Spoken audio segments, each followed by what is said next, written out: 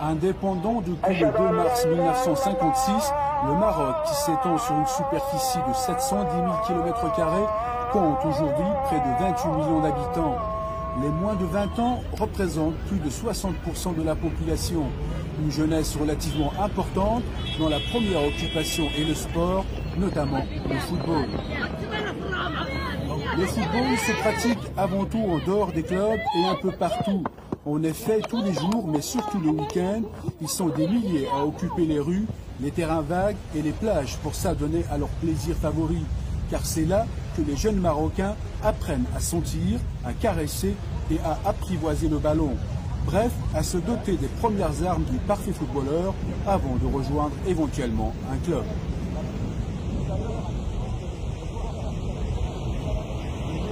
Rabat, 1 million d'habitants, capitale politique du royaume, mais aussi la ville qui abrite le siège de la Fédération royale marocaine de football.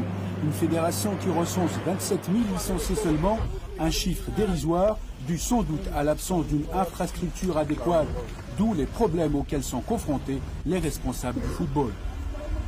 Quelles sont aujourd'hui les difficultés du football marocain ?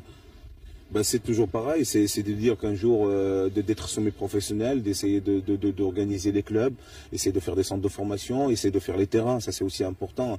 Je crois que M. Linda il parle toujours des problèmes des terrains, c'est vrai c'est une catastrophe parce qu'on n'a pas les gazons pour, on n'essaie pas d'entretenir.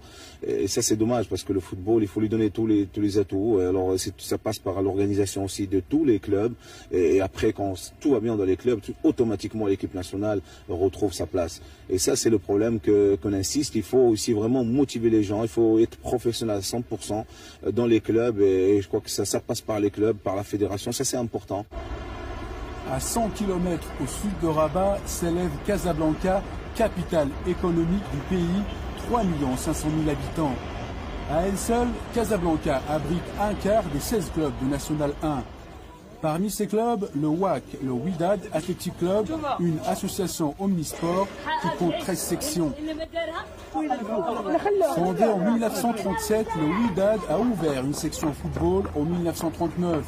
Son palmarès est le plus étoffé du royaume, 10 titres de champion, 5 coupes du trône, une coupe arabe et une coupe d'Afrique des clubs champions.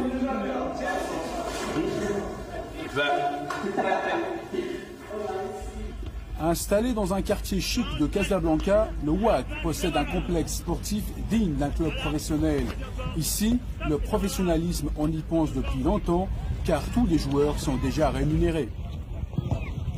Nous sommes en train de penser justement à ce problème de professionnalisme. Il est temps, à mon avis, qu'on fasse le pas dans cette direction, parce que nous avons pratiquement la structure d'un club presque professionnel. Je parle du WAC, mais je pourrais en dire autant de peut-être une dizaine d'autres clubs de première division.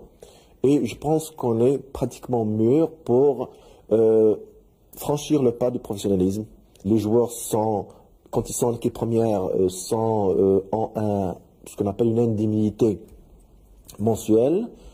Puis ils ont leur prime suivant les matchs qu'ils gagnent, ou même quand ils font match nul.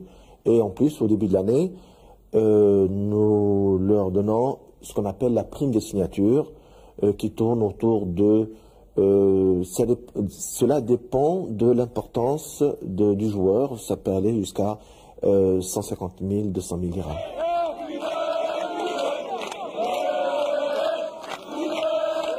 Le Wydad, c'est 550 licenciés et des milliers de supporters à chaque entraînement de l'équipe première, leur fierté.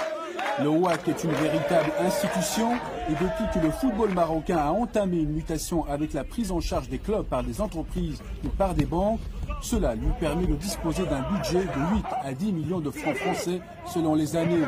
Les dirigeants ont même engagé un entraîneur russe, Yuri Sebastianenko, dont la méthode de travail, notamment l'emploi d'un micro-HF, est plutôt originale.